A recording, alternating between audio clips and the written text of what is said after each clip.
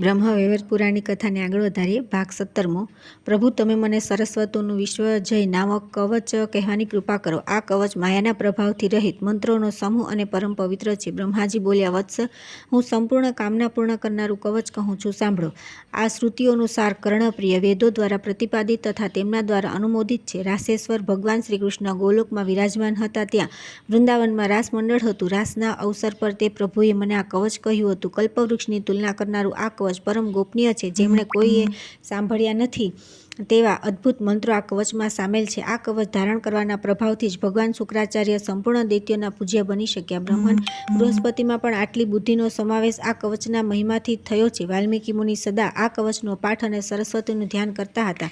તેથી તેઓને કવિન્દ્રની પદવી પ્રાપ્ત કરવાનું સૌભાગ્ય મળ્યું. તેઓ ભાષણ આપવામાં ચતુર થઈ ગયા. આ કવચને ધારણ કરીને સ્વયંભૂ મનુ સર્વના પૂજનીય બની ગયા. કણાદ, ગૌતમ, કણ્વ, પાણિનિ, શક્ટાયન, દક્ષ અને કાત્યાયન આ કવચને ધારણ કરીને જ ગ્રંથોની રચનામાં સફળ થયા. આને ધારણ કરીને સ્વયં કૃષ્ણદ્વૈપાયન વ્યાસદેવે વેદોના વિભાગ કર્યા અને રમત માત્રમાં જ સઘળા પુરાણોની રચના કરી. શતાતપ, સંવર્ત, વસિષ્ઠ, પરાશર, યાજ્ઞવલ્ક્ય, ઋષ્યશૃંગ, ભરદ્વાજ, આસ્તિદ, દેવલ, જેગીશવ્ય અને જાબાલીએ આ કવચને ધારણ કરીને સર્વમાં પૂજિત થઈને ગ્રંથોની રચના કરી હતી. વીરેન્દ્ર આ કવચના ઋષિ પ્રજાપતિ છે. સ્વયં બૃહસ્પતિ છંદ છે. માતા શારદી અધિષ્ઠાત્રી છે. દેવી છે. અખિલ તત્વ પરિજ્ઞાન સંપૂર્ણ અર્થના સાધન તથા સમસ્ત કવિતાઓની રચના અને વિવેચનમાં એનો પ્રયોગ કરવામાં આવે છે. શ્રી હિમ સ્વરૂપિણી ભગવતી સરસ્વતીને માટે શ્રદ્ધાની આહુતિ આપવામાં આવે છે. તે બધી બાજુથી મારા મસ્તકની રક્ષા કરે. ઓમ શ્રી વાગ્દેવતા માટે શ્રદ્ધાની આહુતિ આપવામાં આવે છે. તેઓ સદા મારા લલાટની રક્ષા કરે. ઓમ હિમ ભગવતી સરસ્વતીના માટે શ્રદ્ધાની આહુતિ આપવામાં આવે છે. તેઓ નિરંતર કાનોની રક્ષા કરે. ઓમ શ્રીમ હિમ ભરતીને માટે શ્રદ્ધાની આહુતિ આપવામાં આવે છે. તેઓ સદા બંને નેત્રોની રક્ષા કરે. ઓમ હિમ સ્વરૂપિણી વાગ્દીની માટે શ્રદ્ધાની આહુતિ આપવામાં આવે છે. તેઓ બધી બાજુથી મારી નાસિકાની રક્ષા કરે. ઓમ હિમ વિદ્યાની અધિષ્ઠાત્રી દેવીને માટે શ્રદ્ધાની આહુતિ આપવામાં આવે છે. તેઓ ઓઠની રક્ષા કરે. ઓમ શ્રીમ ભગવતી બ્રાહ્મીને માટે શ્રદ્ધાની આહુતિ આપવામાં આવે છે. તેઓ દાંતની પંક્તિઓની રક્ષા કરે. ઓમ આ દેવી સરસ્વતીનો એકાક્ષર મંત્ર મારા કંઠની સદા રક્ષા કરે. ઓમ શ્રીમ હિમ મારા ગળાની તથા શ્રી મારા ખભાની સદા રક્ષા કરે.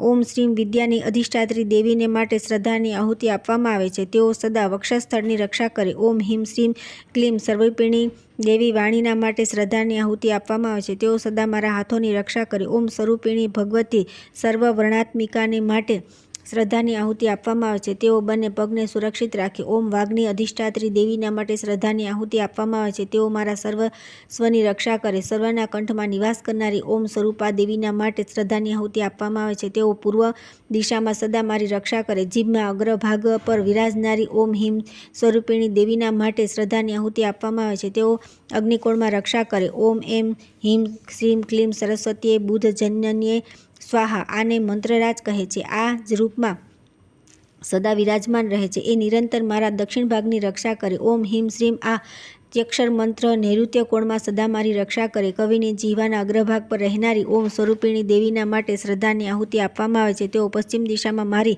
રક્ષા કરે. ઓમ સ્વરૂપિણી ભગવતી સર્વાંબિકાને માટે શ્રદ્ધાની આહુતિ આપવામાં આવે છે. તેઓ વાયવ્ય કોણમાં સદા મારી રક્ષા કરે. ગદ્ય પદ્યમાં નિવાસ કરનારી ઓમ એમ શ્રીમયી દેવીના માટે શ્રદ્ધાની આહુતિ આપવામાં આવે છે. તેઓ ઉત્તર દિશામાં મારી રક્ષા કરે. સંપૂર્ણ શાસ્ત્રોમાં વિરાજનારી એ સ્વરૂપિણી દેવીના માટે શ્રદ્ધાની આહુતિ આપવામાં આવે છે. તેઓ ઈશાન કોણમાં મારી રક્ષા કરે. ઓમ હિમ સ્વરૂપિણી સર્વપૂજિતા દેવીના માટે શ્રદ્ધાની આહુતિ આપવામાં આવે છે. તેઓ ઉપરથી મારી રક્ષા કરે. પુસ્તકમાં નિવાસ કરનારી એમ હિમ સ્વરૂપિણી સર્વપૂજિતા દેવીના માટે શ્રદ્ધાની આહુતિ આપવામાં આવે છે. તેઓ મારા નીચેના ભાગની રક્ષા કરે. ઓમ સ્વરૂપિણી ગ્રંથ બીજ સ્વરૂપા દેવીના માટે શ્રદ્ધાની આહુતિ આપવામાં આવે છે. તેઓ બધી બાજુથી મારી રક્ષા કરે. વિપ્રા, આ સરસ્વતી કવચને તમે સંભળાવી દીધું. અસંખ્ય બ્રહ્મ મુહૂર્તોના આ મૂર્તિમાન વિગ્રહ છે. બ્રહ્મ સ્વરૂપ કવચને વિશ્વવિજય કહે છે. પ્રાચીન સમયની વાત છે. ગંધમાદન પર્વત પર પિતા ધર્મદેવના મુખથી સાંભળવાનો સુઅવસર મને પ્રાપ્ત થયો. તમે મારા પરમપ્રિય છો, તેથી તમને મેં કહ્યું, તમારે અન્ય કોઈની આગળ આની ચર્ચા કરવી ન જોઈએ. વિદ્વાન પુરુષે વસ્ત્ર, ચંદન અને અલંકાર વગેરેથી ગુરુની પૂજા કરીને તેમને દંડવત પ્રણામ કરવા. પછી તેમની પાસે આ કવચનું અધ્યયન કરી આને હૃદયમાં ધારણ કરવું જોઈએ. 5 લાખ જપ કર્યા પછી આ કવચ સિદ્ધ માનવામાં આવે છે. આ કવચ સિદ્ધ થઈ ગયા પછી સાધકને બૃહસ્પતિ જેવી પૂર્ણ યોગ્યતા પ્રાપ્ત થઈ જાય છે. આ કવચના પ્રસાદથી મનુષ્ય ભાષણ કરવામાં પરમ ચતુર, કવિઓનો સમ્રાટ અને ત્રિલોક વિજયી થઈ શકે છે. તે બધાને જીતવામાં સમર્થ બને છે. મુનિ, આ કવચ કણવ શાખામાં આવેલું છે. હવે સ્તોત્ર, ધ્યાન, વંદન અને પૂજાનું વિધાન બતાવું છું, સાંભળો.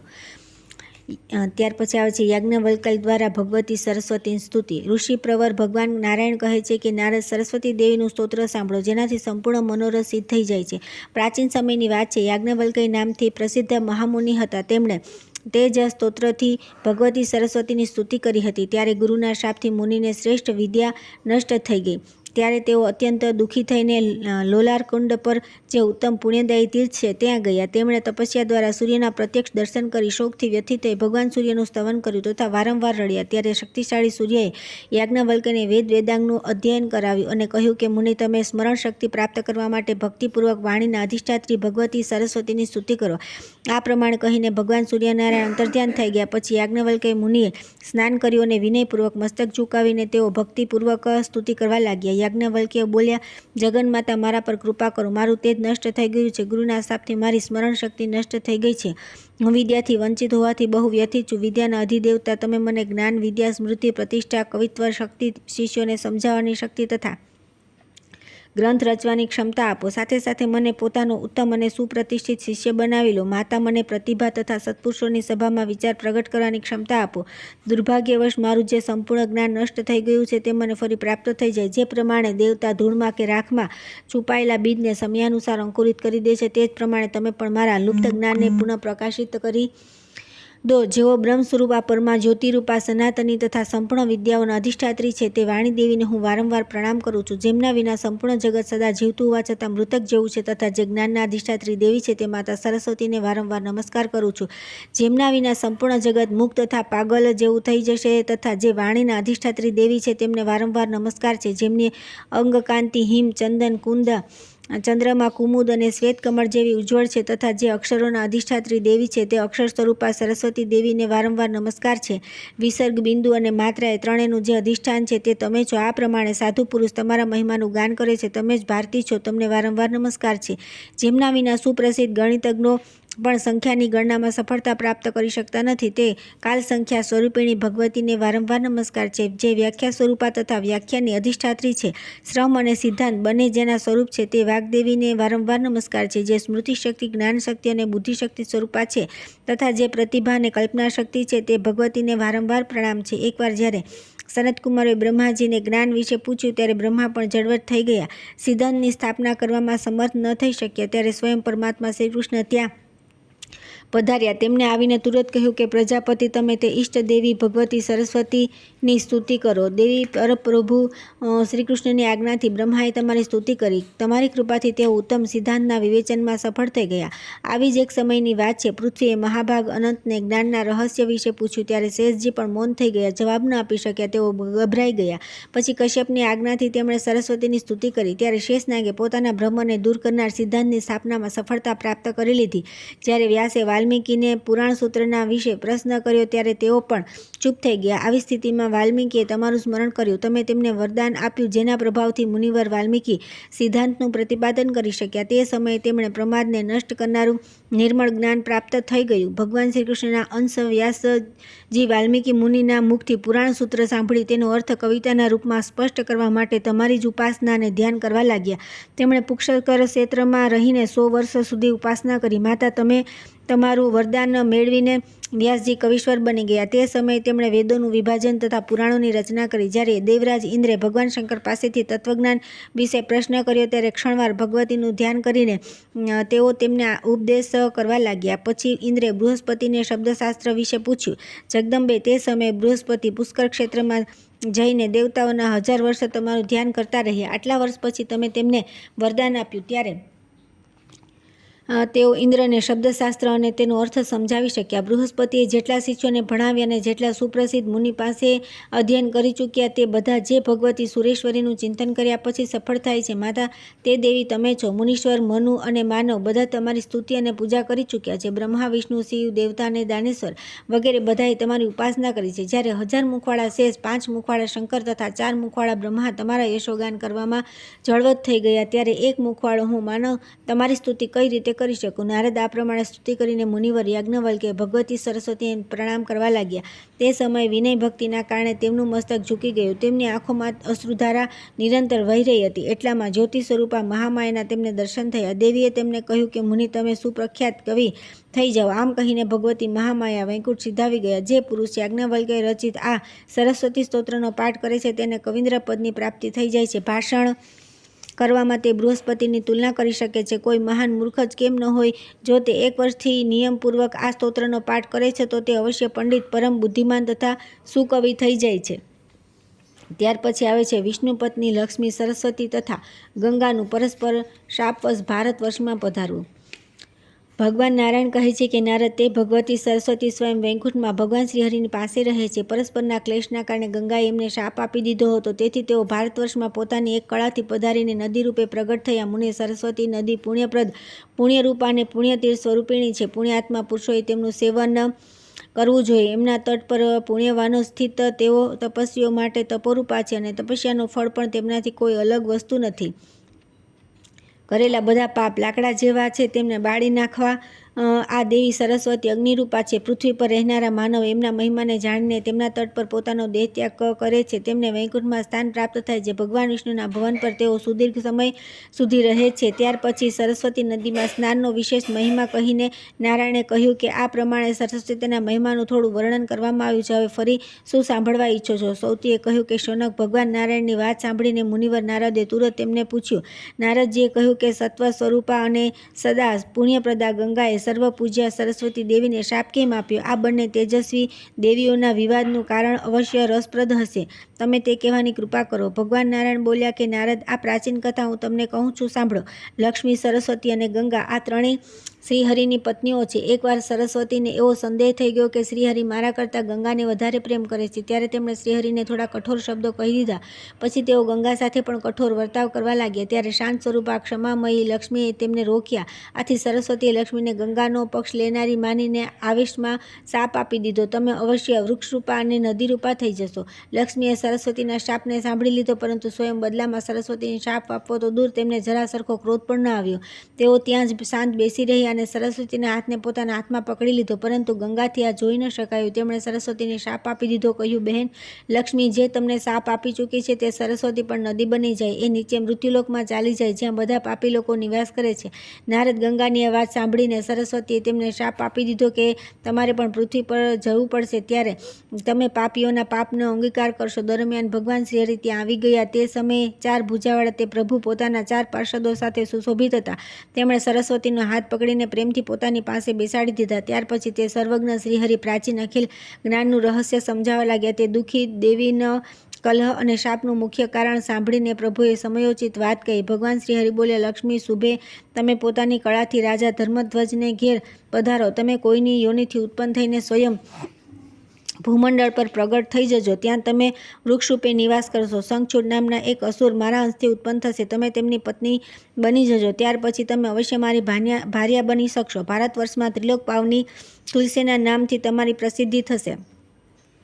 વરાનાને હમણાં તો તમે ભારતીના શાપથી ભારતમાં પદ્માવતી નદી બનીને પધારો. ત્યાર પછી ગંગાને કહ્યું કે ગંગે, તમે સરસ્વતીના શાપવશ પોતાના અંશથી પાપીઓના પાપ ભસ્મ કરવા માટે વિશ્વપાવની નદી બનીને ભારતવર્ષમાં જાઓ. ગંગે, ભગીરથીની તપસ્યાથી પણ તમારે ત્યાં જવું પડશે. પૃથ્વી પર તમને બધા લોકો ભગીરથી કહેશે. સમુદ્ર મારો અંશ છે. મારી આજ્ઞા અનુસાર તમે તેની પત્ની થવાનો સ્વીકાર કરી લેજો. ત્યાર પછી સરસ્વતીને કહ્યું કે ભારતી, તમે ગંગાનો શાપ સ્વીકારી પોતાની એક કલાથી ભારતવર્ષ વર્ષમાં જાઓ, તમે પોતાના પૂર્ણ અંશથી બ્રહ્મસદન પર જઈને તેમની કામિની બની જાઓ. આ ગંગા તેના પૂર્ણ અંશથી શિવના સ્થાન પર જાય. અહીં માત્ર પોતાના પૂર્ણ અંશથી લક્ષ્મી રહી જાય, કારણ કે તેનો સ્વભાવ પરમ શાંત છે.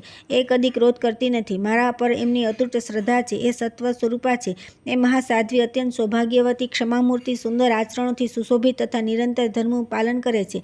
એમના એક અંશની કળાનું મહત્વ છે કે વિશ્વની સંપૂર્ણ સ્ત્રીઓ ધર્માત્મા, પતિવ્રતા, શાંતરૂપા તથા સુશીલા બનીને પ્રતિષ્ઠા પ્રાપ્ત કરે છે. હવે ભગવાન શ્રી હરિ પોતાના વિચાર સ્વયં કહેવા લાગ્યા. અહો, વિભિન્ન સ્વભાવવાળી 3 સ્ત્રીઓ, 3 નોકરો અને 3 ભાઈઓનું એક સ્થાને રહેવું એ વેદની અનુમતિથી વિરુદ્ધ છે. એ એક જગ્યાએ રહીને કલ્યાણપ્રદ થઈ શકતા નથી. જે ગૃહસ્થના ઘરમાં સ્ત્રી પુરુષ જેવો વ્યવહાર કરે છે અને પુરુષ સ્ત્રીને આધીન રહે છે, તેનું જીવન નિષ્ફળ માનવામાં આવે છે. તેના ડગલે ડગલે અશુભ છે. જેની સ્ત્રી મુખ દુષ્ટા, યોનિ દુષ્ટા અને કલહપ્રિયા હોય છે, તેના માટે તો જંગલ જ ઘરથી વધારે સુખદાયી છે, કારણ કે ત્યાં તેને જળ, સ્થળ અને ફળ તો મળી જ જાય છે. આ જળ અને ફળ જંગલમાં સુલભ હોય છે, ઘરમાં મળતા નથી. અગ્નિની પાસે રહેવું ઠીક છે, અથવા હિંસક જંતુઓની નિકટ રહી સુખ મળી શકે છે, પરંતુ દુષ્ટ સ્ત્રીની નિકટ રહેનારા પુરુષને અવશ્ય મહાન દુઃખ ભોગવવું પડે છે. વરાનને પુરુષોના માટે વ્યાધિ જ્વાળા અથવા વિષ જ્વાલાને ઠીક કહી શકાય છે, પરંતુ દુષ્ટા સ્ત્રીઓના મુખની જ્વાળા મૃત્યુથી પણ વધારે કષ્ટપ્રદ હોય છે. સ્ત્રીના વશમાં રહેનારા પુરુષોની સુધી શરીરના ભસ્મ થયા પછી પણ થઈ જાય છે, એ નિશ્ચિત નથી. સ્ત્રીને વશ રહેનાર વ્યક્તિ દિવસે જે કંઈ કર્મ કરે છે, તેનું ફળ તેને મળતું નથી. આ લોક અને પરલોકમાં બધે જ તેની નિંદા થાય છે. જે યશ અને કીર્તિ રહી છે, તેની નિંદા થાય છે. તેને જીવતે જીવ પણ મળદું સમજવો જોઈએ. એક પત્નીવાળાને શાંતિ નથી, પછી જેને ઘણી પત્નીઓ હોય તેના માટે તો સુખની કલ્પના પણ અસંભવ છે. તેથી ગંગે, તમે શિવજીની પાસે જાઓ અને સરસ્વતી, તમારે ઘરે બ્રહ્માના સ્થાન પર ચાલ્યા જા. અહીં મારા ભવન પર માત્ર સુશીલા લક્ષ્મી જ રહે, કેમ કે પરમ સ્વાધ્વી, શ્રેષ્ઠ આચરણ કરનારી અને પતિવ્રતા સ્ત્રીનો સ્વામી આ લોકમાં સ્વર્ગનું સુખ ભોગવે છે અને પરલોકમાં તેના માટે કૈવલ્ય પદ સુરક્ષિત છે. જેની પત્ની પતિવ્રતા છે, તે પરમ પવિત્ર, સુખી અને મુક્ત છે.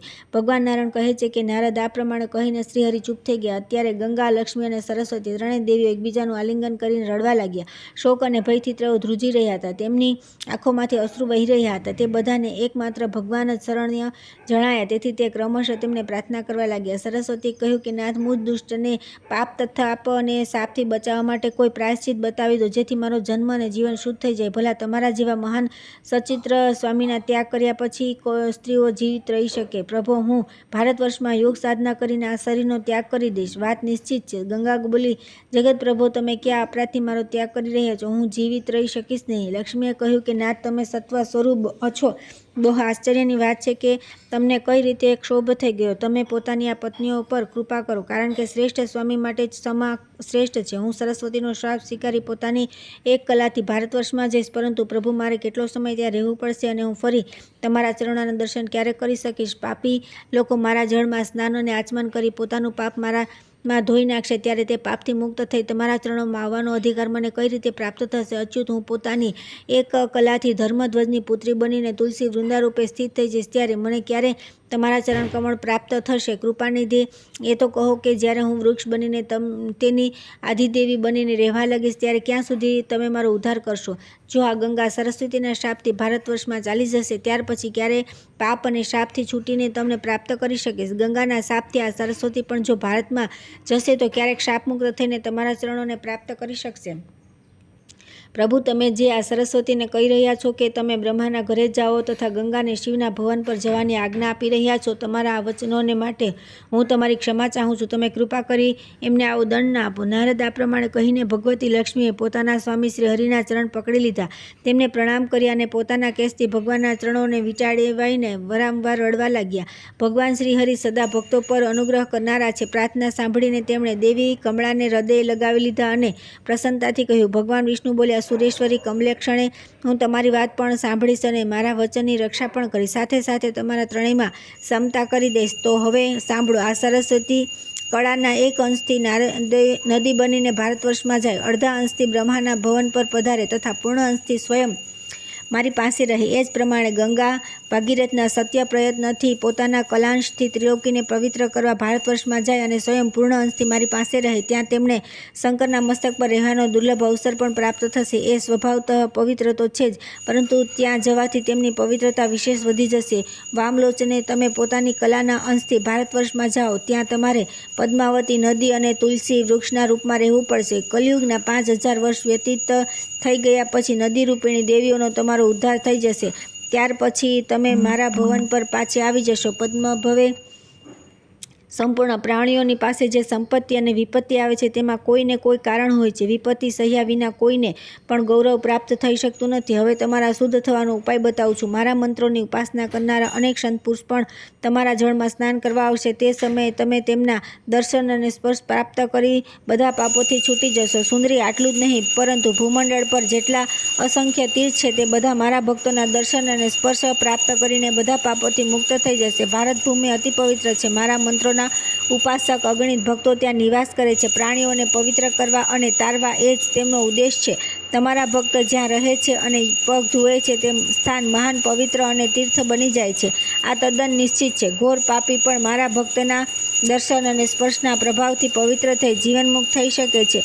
નાસ્તિક વ્યક્તિ પણ મારા ભક્તના દર્શન અને સ્પર્શથી પવિત્ર થઈ જાય છે. જે કમરમાં તલવાર બાંધી દ્વારપાલ તરીકે જીવિકા ચલાવે છે, કારકુની જે જેમની જીવિકાનું સાધન છે, આમ તેમ ચીઠી ચપાટી પહોંચાડી પોતાનું ભરણ પોષણ કરે છે તથા ગામે ગામ ફરીને ભીખ માગવી એ જ જેમનો વ્યવસાય છે, તથા જે બળદજોત રહે છે એવા બ્રાહ્મણને અધમ કહ્યો છે. પરંતુ મારા ભક્તના દર્શન અને સ્પર્શ તેમને પવિત્ર કરી દે છે. વિશ્વઘાતી, મિત્રઘાતી, ખોટી સાક્ષી આપનાર તથા મિલકત પડાવડી લેનાર નીચ વ્યક્તિ પણ મારા ભક્તના દર્શન અને સ્પર્શથી શુદ્ધ થઈ શકે છે. મારા ભક્તના દર્શન અને સ્પર્શમાં એવી અદ્ભુત શક્તિ છે કે તેના પ્રભાવથી મહાપાતકી વ્યક્તિ પણ પવિત્ર થઈ જાય છે. સુંદરી, પિતા, માતા, સ્ત્રી, નાનો ભાઈ, પુત્ર, પુત્રી, બહેન, ગુરુકુળ, નેત્રહીન ભાઈ, સાસુ, સસરા, જે પુરુષ આમના ભરણ પોષણની વ્યવસ્થા કરતો નથી તેને મહાન પાતકી કહે છે. પરંતુ મારા ભક્તોના દર્શન અને સ્પર્શથી તે પણ શુદ્ધ થઈ જાય છે. પીપળાનું વૃક્ષ કાપનાર મારા ભક્તોના નિંદક તથા નીચ બ્રાહ્મણને પણ મારા ભક્તના દર્શન અને સ્પર્શ પવિત્ર બનાવી દે છે. ઘોર પાતકી મનુષ્ય પણ મારા ભક્તોના દર્શન અને સ્પર્શથી પવિત્ર થઈ શકે છે. શ્રી મહાલક્ષ્મીએ કહ્યું કે ભક્તો પર કૃપા કરવા આતુર રહેનારા પ્રભુ, હવે તમે પોતાના તે ભક્તોના લક્ષણ બતાવો જેમના દર્શન અને સ્પર્શથી ભક્તિહીન, અહંકારી, પોતાના મુખે પોતાની બડાઈ કરનાર ધૂતારો, શર તથા સાધુ નિંદક, અત્યંત અધમ માનવ પણ તુરંત પવિત્ર થઈ જાય છે. તથા જેમના નાહવા ધોવાથી સંપૂર્ણ તીર્થમાં પવિત્રતા આવી જાય છે. જેમના ચરણોની ધૂળથી તથા ચરણોદકથી પૃથ્વીના દોષો દૂર થઈ જાય છે. તથા જેમના દર્શન અને સ્પર્શ કરવા માટે ભારત વર્ષમાં લોકો લાલાયિત રહે છે. કેમ કે વિષ્ણુ ભક્તોનો સમાગમ બધા પ્રાણીઓ માટે પરમ લાભદાયક છે. જળમય તીર્થ નથી અને ન માટી કે પથ્થરમય દેવતા જ દેવતા છે. કેમ કે દીર્ઘકાળ સુધી સેવા કરવાથી જ પવિત્ર કરે છે. ખરેખર સાક્ષાત દેવતા તો વિષ્ણુ ભક્તોને માનવા જોઈએ, જે ક્ષણભરમાં પવિત્ર કરી દે છે. સૂતજી કહે છે કે સોનત મહાલક્ષ્મીની વાત સાંભળીને તેમના આરાધ્ય સ્વામી ભગવાન શ્રી હરિનું મુખમંડળ હાસ્યથી ખીલી ઉઠ્યું. પછી તેઓ અત્યંત ગૂઢ અને શ્રેષ્ઠ રહસ્ય કહેવા માટે તત્પર થઈ ગયા. ભગવાન બોલ્યા કે લક્ષ્મી ભક્તોના લક્ષ્મણ શ્રુતિ અને પુરાણોમાં છુપાયેલા છે. એ પુણ્યમય લક્ષણોમાં પાપોનો નાશ કરવાની, સુખ આપવાની તથા ભુક્તિ મુક્તિ આપવાની અસીમ શક્તિ છે. જેને સદગુરુ દ્વારા વિષ્ણુનો મંત્ર પ્રાપ્ત થાય છે અને જે બધું છોડીને માત્ર મને સર્વસ્વ માને છે તેને જ વેદ વેદાંગ પુણ્યાત્મા તથા શ્રેષ્ઠ મનુષ્ય કહે છે. એવા વ્યક્તિના જન્મ લેવા માત્રથી પૂર્વના 100 પુરુષ ભલે તે સ્વર્ગમાં હોય કે નરકમાં તુરંત મુક્તિના અધિકારી થઈ જાય છે.